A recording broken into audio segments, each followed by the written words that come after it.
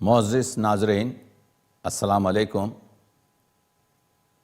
تقی عابدی، ای آواز ٹیلی vision Toronto سے خصوصی پروگرام گلدستہ عقیدت کے ساتھ حاضر ہوا ہے۔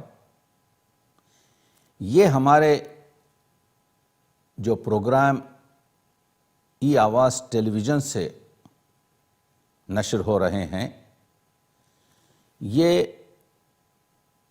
عزاداری، حسینیت، امام حسین کے کربلا کے واقعات کا جو اردو شعر و ادب سے تعلق ہے، اس پر ہم توجہ دے رہے ہیں، اس وجہ سے کہ اب کربلا اردو شعر و ادب کا استعارہ بن چکا ہے۔ ہم اپنی زبان میں کہتے ہیں کہ یہ زمین تو کربلا بن گئی، یعنی جہاں پر حق اور باطل کی لڑائی یا گفتگو ہو رہی ہے۔ بلکہ میں تو یہ کہوں گا کہ کربلا تشبیہ اور استعارے سے بڑھ کر علامت سے گزر کر اب نشان بن چکی ہے۔ ہم جانتے ہیں علامہ اقبال کا شاہین علامت ہے، لیکن علامہ اقبال کے شاہین سے عرب، انگریز اور دوسری قومیں واقف نہیں ہیں، تو وہ ابھی علامت کی حد تک ہے۔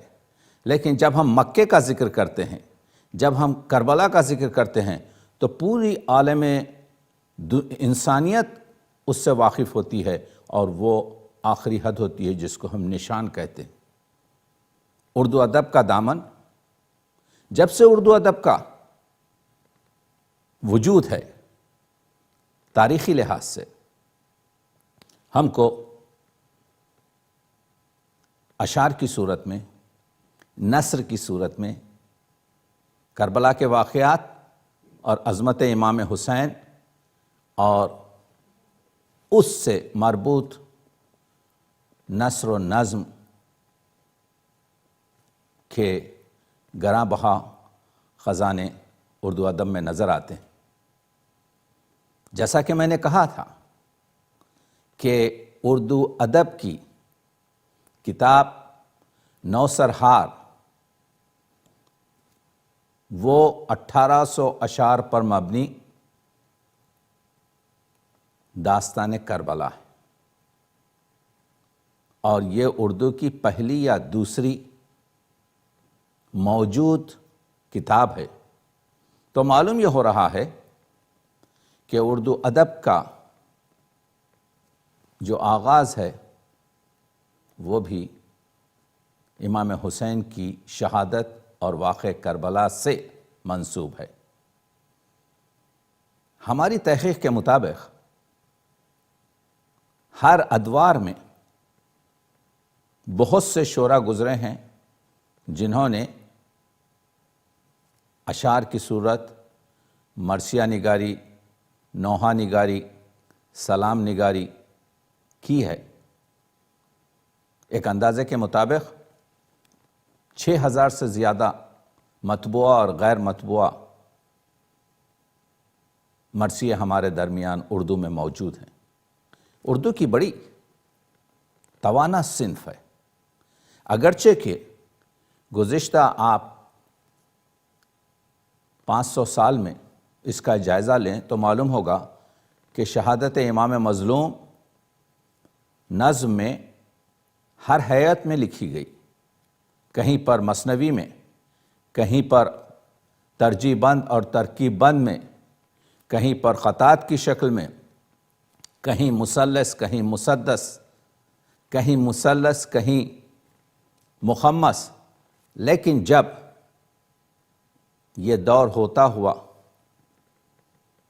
میر ضمیر تک پہنچا تو پھر مرثیہ زیادہ تر مسدس کی حیت میں، یعنی 6 مصرع کی حیت میں پیش کیا گیا، اور یہاں سے مسدس صنف کو توانائی اور قوت عطا ہوتی ہے علامہ اقبال کا جو شکوہ جواب شکوہ ہے وہ بھی مسدس میں.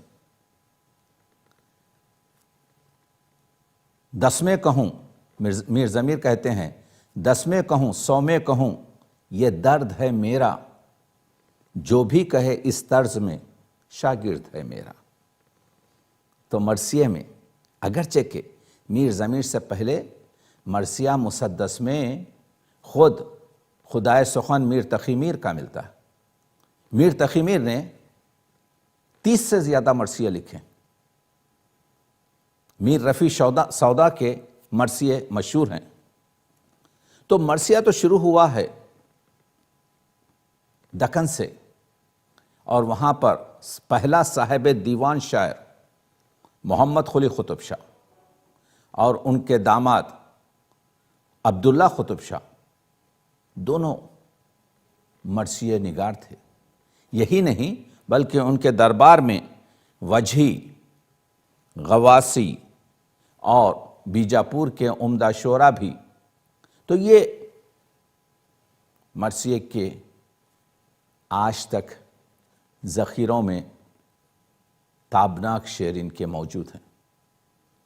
اور اس کے بعد مسئلہ آگے بڑھتا گیا اور پھر باوائے اردو ولی دکنی نے مرثیے کہے. شاید ہی اردو کا کوئی بڑا شاعر ہوگا جس نے نواسۂ رسول کو خراج عقیدت پیش نہ کیا ہو. یہاں تک کہ ہم جانتے ہیں کہ مرزا غالب نے بھی 3 بند کا مرثیہ اور ایک سلام کہا، اور علامہ اقبال نے تو فارسی میں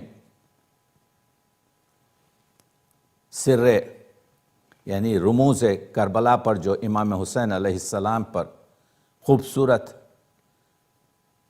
حادثہ کربلا پر نظم لکھی. تو یہ سلسلہ تاریخ مرثیے کی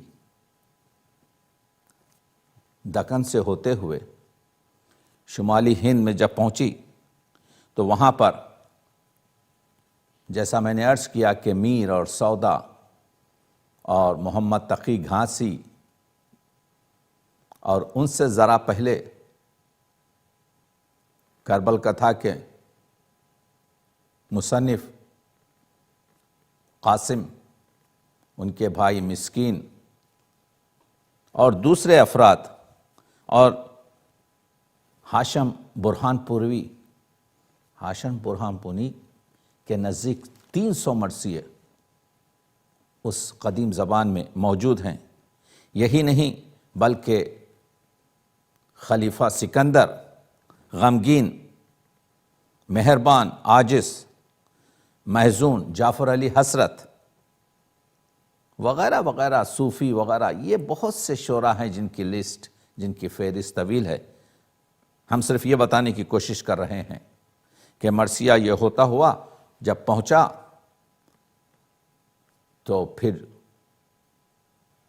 ایک طرف سے میر ضمیر، ایک طرف سے میر مستحسن خلیق جو میر انیس کے والد بزرگوار تھے، اور ایک ہندو شاعر چھنو لال دلگیر جن کی زبان میں لکنت تھی، اور مرزا جعفر فصیح، یہ 4 اربا شعراء. اور انہوں نے ایک بنیاد رکھی، ایک شاہکار دبستان مرثیے کی، جس پر فلک مرثیے کے آفتاب میر انیس اور فلک مرثیے کے ماہتاب دبیر نے دبستان دبیر اور دبستان انیس رکھا. یہی نہیں اس زمانے میں دبستان اجتہاد بھی تھا، یہی نہیں اس زمانے میں دبستان انس بھی تھا. اور اس کے بعد پھر ان کی پیروان اور ان کی اولادوں نے اس مسئلے کو آگے بڑھایا، اور پھر 20ویں صدی میں ہم دیکھتے ہیں کہ 4 عظیم مرثیے کے شعراء، یوں تو درجنوں عمدہ شاعر ہیں، لیکن 4 عمدہ مرثیے کے شعراء شبیر خان جوش ملی آبادی، نسیم امروہوی، آل رضا اور نجم آفندی، جمیل مظہری، ایسے شعراء نے دبستان مرثیہ کو وہ لطف دیا کہ آج یہی نہیں، اس کے بعد صبا اکبر آبادی نجم آفندی کہتے ہیں کہ شاعر ہوں جن کا نجم وہ ہیں وجہ کائنات، شاعر ہوں جن کا نجم وہ ہیں وجہ کائنات، ممکن ہے تا ابد میرا نام و نشاں رہے۔ میرا دل چاہتا ہے کہ یہاں پر میں صبا اکبر آبادی کا بھی شعر پڑھوں۔ کہتے ہیں ہم عاشقان آل محمد ہیں اے صبا، ہم عاشقان آل محمد ہیں اے صبا، باقی رہیں گے نام ہمارے فنا کے بعد۔ تو اگرچہ کہ صبا گزر گئے، اگرچہ کہ نجم گزر گئے، لیکن آج ہم ٹورنٹو سے ان کے اشعار پڑھ کر یہی بتانے کی کوشش کر رہے ہیں کہ جو اس دہلیز پر جب باسائی کرتا ہے اس کا نام ہمیشہ کے لیے رہ جاتا ہے۔ اور آپ نے دیکھا کہ کس طریقے سے میر انیس نے آپ کے تعلیق کی تھی کہ اللہ کیا نمک ہے کلام انیس میں، دشمن بھی گر پڑے تو زباں پر مزہ رہے، دشمن بھی گر پڑے تو زباں پر مزہ رہے۔ اور ایک جگہ کہا تھا کہ جو ہے لطف تیری زباں میں انیس، وہ ہے اور کس کی زباں میں انیس، تیرا غل ہے ہندوستان میں انیس، خدا بات رکھ لے جہاں میں انیس۔ اور خدا نے بات رکھ لی انیس کی اس طرح سے کہ میر انیس اور مرزا دبیر کے مرثیے آج ہر سال کم از کم ہماری تحقیق کے مطابق 25,000 مجلسوں میں کم از کم ایک مرثیہ یا زیادہ سے زیادہ 3 مرثیے پڑھے جاتے ہیں۔ تو بہت صحیح کہا انہوں نے کہ جو محمد و آل محمد سے متمسک ہو جاتے ہیں، جو اپنا رابطہ اور رشتہ برقرار رکھتے ہیں، شہنشاہوں کی تاریخیں یاد نہیں رکھتی، لیکن حضور کے خاندان اور حضور سے نسبت رکھنے والے ہمیشہ کے لیے جاویداں ہو جاتے ہیں۔ تو یہ کہہ کر آگے بڑھتے ہیں کہ ہمارے چپی شاعر بھی، آپ جانتے ہیں فیض احمد فیض نے بھی ایک ایسا شعر کہہ دیا جو میرے ذہن میں آ رہا ہے، آپ تک پیش کرنا چاہتا ہوں، جس کو نہ انیس نے، نہ دبیر نے، نہ جوش نے، نہ کسی شاعر نے پیش نہیں کیا، کیونکہ اس میں تقدیس امام حاصل تھی۔ تو وہ آخری لحظہ جب امام کا سر زمین پر خط دے رہا تھا امام حسین کا، اور امام کے پیر لگام میں رہ گئے تھے، فیض کہتے ہیں مرکب پہ تن پاک تھا اور خاک پہ زر تھا، مرکب پہ تن پاک تھا اور خاک پہ سر تھا، اس خاک تلے جنت فردوس کا در تھا۔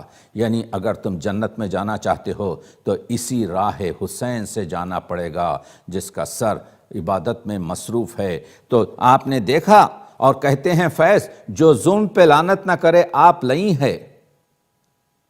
مرثیہ کسی فرقے کی جائیداد نہیں ہے، مرثیہ حق اور صداقت کی گفتگو ہے۔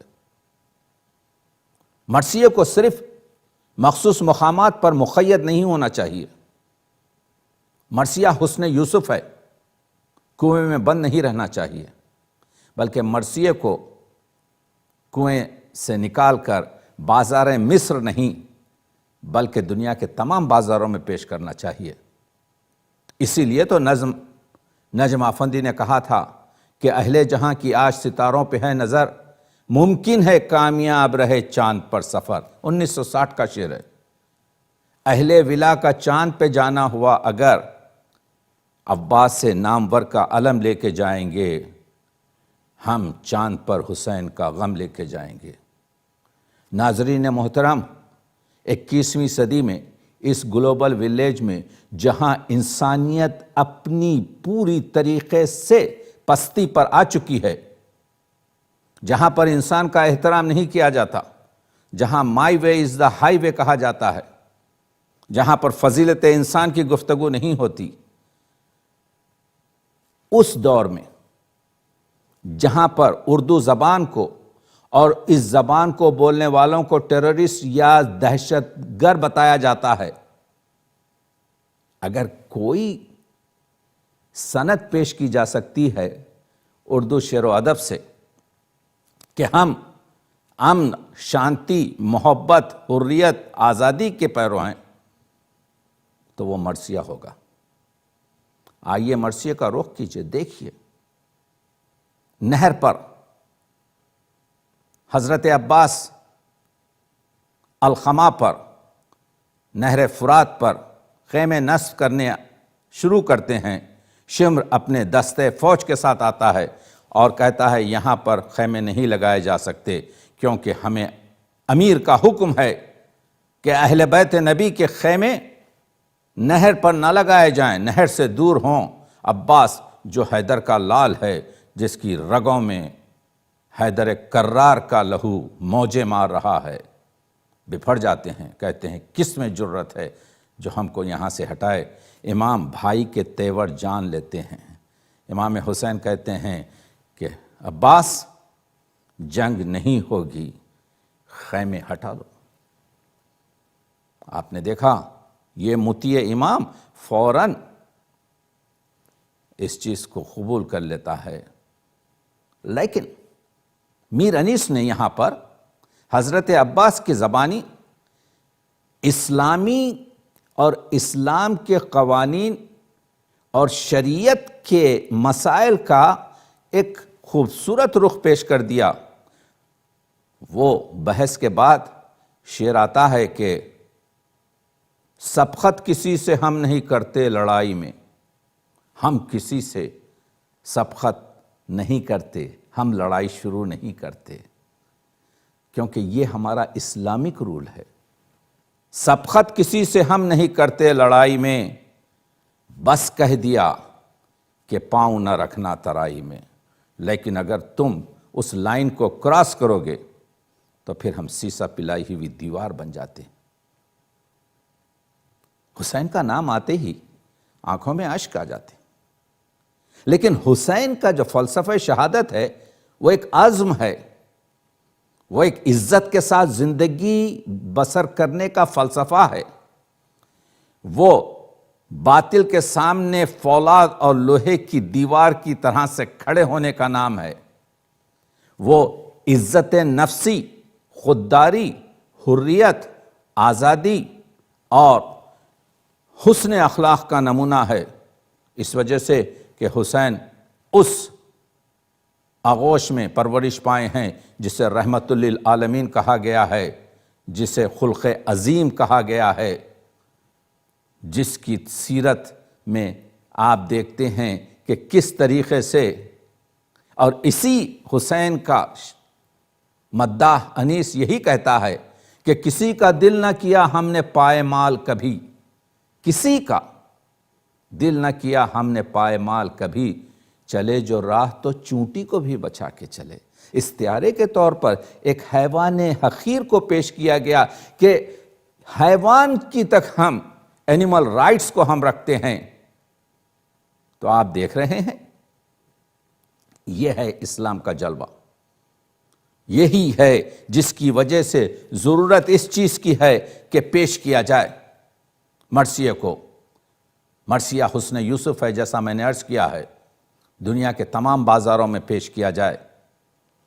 مرثیے کا جو اہم ترین بند ہوتا ہے وہ رسالت مآب رحمت للعالمین خاتم النبیین پر جا کر تمام ہوتا ہے۔ لوگ آشنا نہیں ہیں۔ آئیے میں آپ کو ایک نعت، اتنی نعت کا اتنا بڑا خزانہ اور انبار مرثیوں میں ہے کہ اگر میری کتاب آئے گی تو آپ لوگ دیکھیں گے کہ مرثیے میں نعت کیا کیا ہے۔ صرف ایک چھوٹی سی چیز بتاتا ہوں کہ نعت کے ہمارے پاس اصلی اور فرعی موضوعات ہیں۔ اصلی موضوعات میں مولود نگاری ہے، معراج نگاری ہے، حضور کے آپ کے جو ہے ہر وہ چیز جو قرآن مجید میں آئی ہے، محمد الرسول اللہ سے لے کر خلق عظیم وغیرہ وغیرہ، وہ تمام آپ کے جو ہے اصلی موضوعات ہیں۔ قرآن مجید میں پیغمبر اکرم کی تمام عمدہ صفات پر جو گفتگو ہوئی ہے، کہیں پر جمال کی گفتگو نہیں ہوئی ہے۔ وہ تو ہم نے اپنی اردو اور فارسی اور عربی نعتوں میں حضور کے جمال کا ذکر کیا ہے، وہاں پر حضور کے کمال کا ذکر ہے۔ تو ایک فرعی موضوع یہ تھا کہ حضور کے سایہ نہیں تھا۔ آئیے دبیر جو مرثیہ گو شاعر ہے کیا کہہ رہا ہے، یہ اگر ہم مرثیے سے استفادہ نہ کریں تو ان شعروں کے بارے میں کیا رائے ہے؟ یہ شعر تو تلف ہو جائیں گے۔ کوئی بے مثال ایسا آیا نہیں کہیں جسم انور میں سایہ نہیں، وہ کیوں ساتھ سائے کا ہو ناگوار، نہ کیوں ساتھ سائے کا ہو ناگوار، کہ فضل خدا ساتھ ہے سایہ دار، کہ فضل خدا ساتھ ہے سایہ دار۔ ہوا گم جو ذل حبیب الہ، ہوا گم جو ذل کہتے ہیں سائے کو، ہوا گم جو ذل حبیب الہ، بنا سرمئے چشم خورشید و ماہ، وہ سایہ بنا سائبان فلک۔ حضور کا سایہ جو یہ گم ہو گیا، حضور کا سایہ جو نہیں ہوا، وہ کیا کیا ہو گیا؟ وہ سایہ بنا سائبان فلک، کہ سایہ کرے صبح محشر تلک۔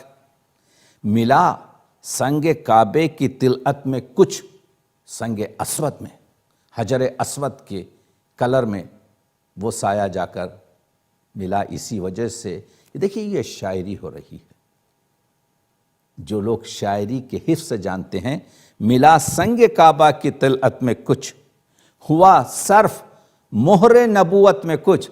حضور مبارک کی پشت اقدس پر ایک سیاہ جو مہر نبوت کہتے تھے، وہ سایہ، وہ ملا سنگ کعبہ کی طلعت میں کچھ، ہوا صرف مہر نبوت میں کچھ۔ وہ سایہ سیاہی بنا ایک قلم، کیا کلک قدرت نے قرآن رقم۔ اگر سرما دیں اس کا اہل زمین، پڑھیں شب کو چونٹی کا خط جبیں، کہ ہر چشم حق ہے، کہ ہر چشم حق بیں کی پتلی بنا، ہوا خال رخسار انبیاء، یہ سائے کی مدحت ہے عیب و گناہ، وہ ہے نور صاف اور پتلی سیاہ، کہ سایہ نہ ہونے کی ہے یہ دلیل، وحید الورا ہے رسول جلیل۔ بدن کا جو سایہ نہ تھا آشکار، نزاکت سے اٹھا نہ سائے کا بار، کہوں وجہ جو کہ رہے واجبی، کہ خود سایہ کبریا ہے نبی، بجا ہے اگر سایہ پایا نہیں، کہ سائے کا دنیا میں سایہ نہیں۔ دیکھا آپ نے، ایک فرعی مضمون میں نے آپ کو مثال کے طور پر پیش کیا، یہ بتانے کے لیے کہ مرثیے میں بڑی گنجائش ہے۔ آخر یہ محمد و آل محمد، میں نے جیسا عرض کیا کہ ٹیپ کا جو شعر ہوتا ہے وہ ذات اقدس سے رسالت مآب پہ اختتام ہوتا ہے۔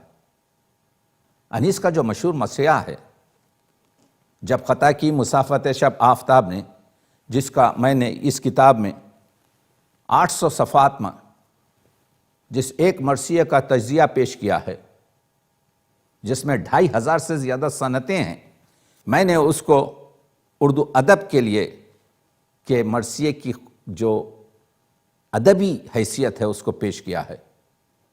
تو وہ جو میر انیس کا معروف ترین جو مرثیہ ہے، آپ دیکھ رہے ہیں، جب خطا کی مسافت شب آفتاب نے، پڑھیں تو معلوم ہوگا کہ اس مرثیے کی عظمت کیا ہے، جس میں اصحاب حسین کی کیفیت بیان کی گئی ہے، جس میں بہت کچھ، میں کسی ایک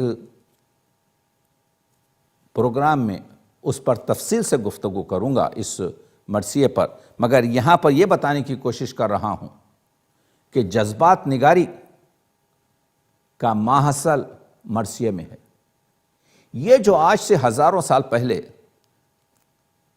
جو سنسکرت کے شاعر جو راجا تھے بھرت منی نے جذبات کو شاستر میں 8 رس میں، جذبات کہتے ہیں سنسکرت میں رس کو، جیسے محبت، نفرت، شجاعت، غصہ، مزاح، درد، دہشت، حیرت، جمالیات کے بھی جس کو سنگار رس کہتے ہیں۔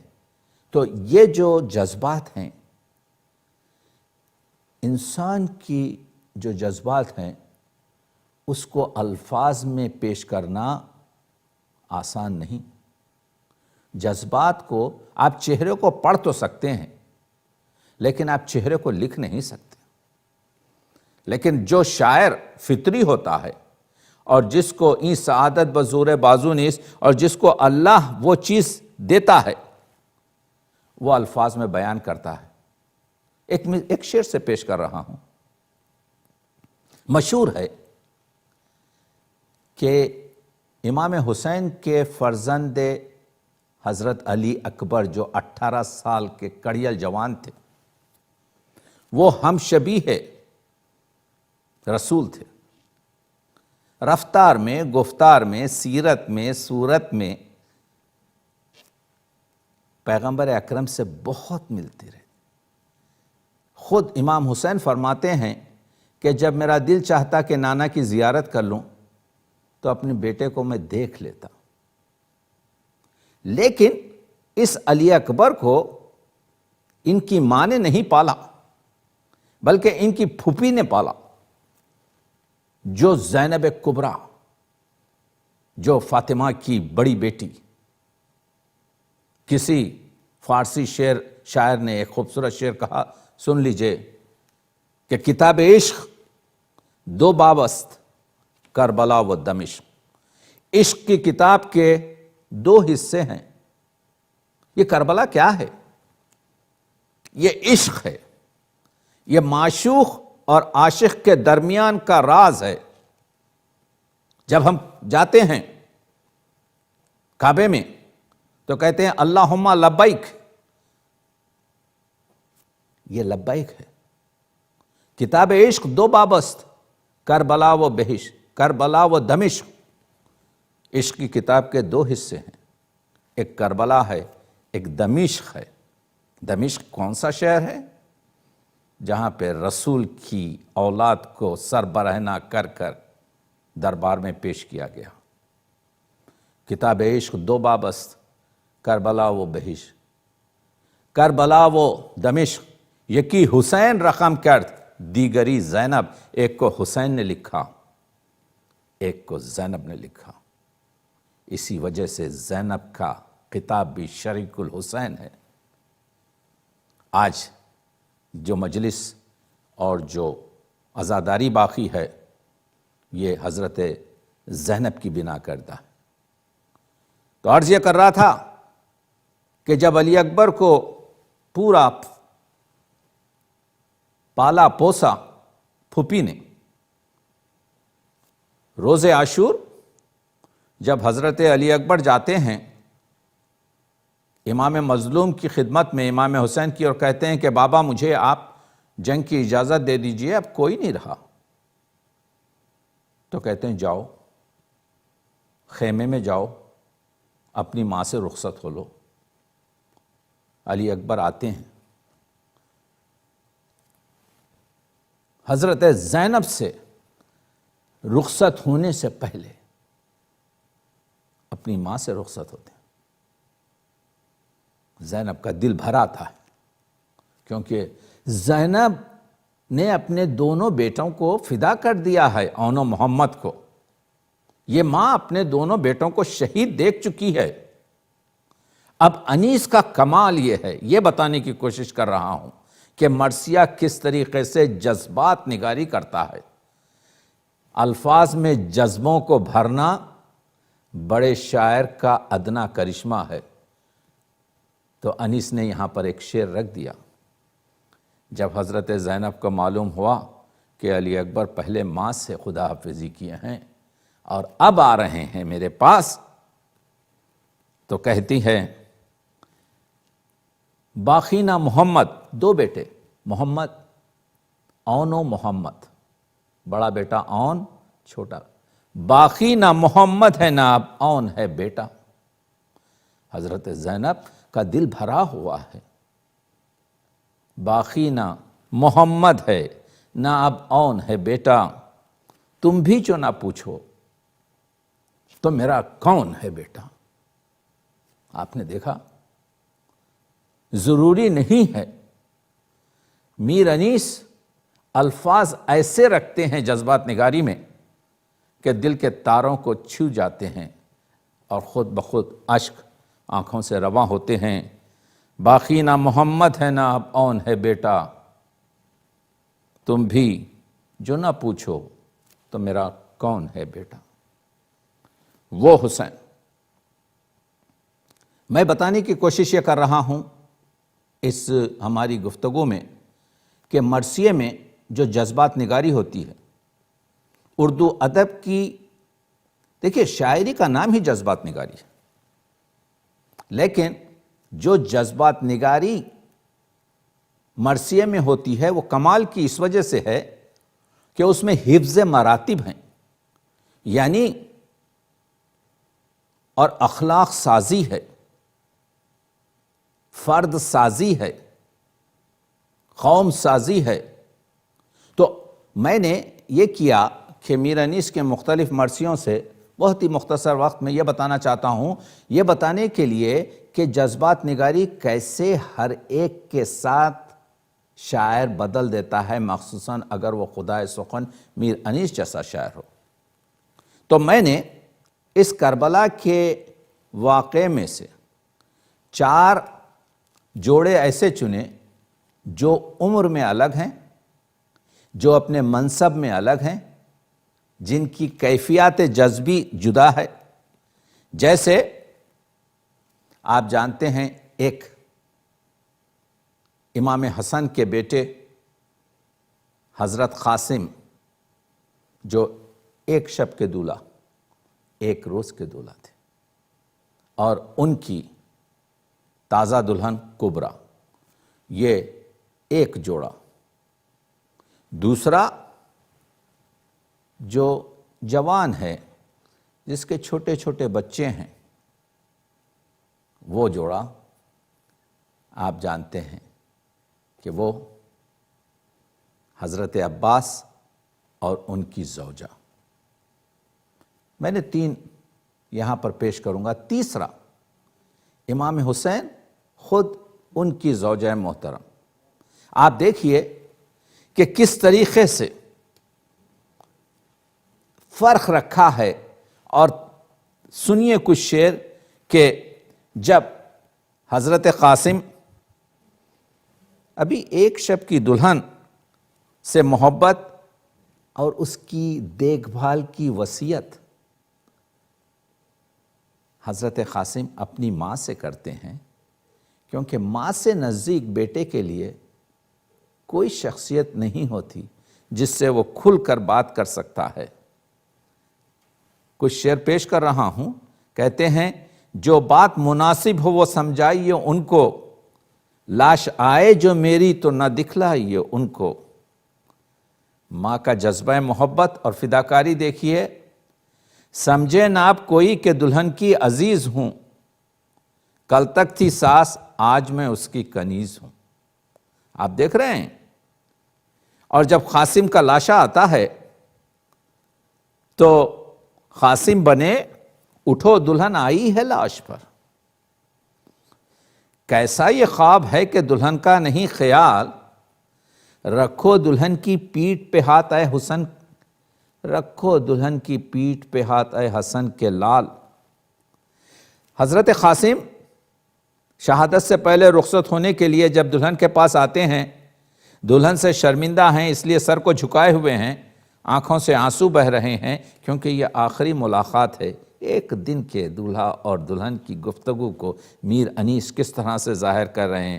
یہ کہہ کے آئے سر کو جھکائے دلہن کے پاس، آنکھوں میں اشک درد کلیجے میں دل اداس، فرمایا ہم کو ہائے یہ شادی نہ آئی راس، سب مر گئے عزیز شہنشاہ خلق شناس، بستی تمام لٹ گئی ویرانہ ہو گیا، شادی کا گھر جو تھا وہ عزا خانہ ہو گیا۔ اور میر انیس اس وقت اس جذبات کو تازہ دلہن کی پیش کر رہے ہیں۔ خاموش تھی گھونگھٹ میں دلہن، صورت تصویر، دولہا کا سخن لے کے کلیجے پہ چلا تیر، چاہا کہ کہے کاش ہماری اجل آئے، کچھ منہ سے نہ نکلا مگر آنسو نکل آئے۔ آپ دیکھ رہے منظر کشی ہو رہی ہے، جذبات نگاری ہو رہی ہے۔ آپ پڑھتے تھے اشک آنکھوں سے رخسار پہ ڈھل کے رہ جاتی تھی وہ مہندی لگے ہاتھوں کو مل کے۔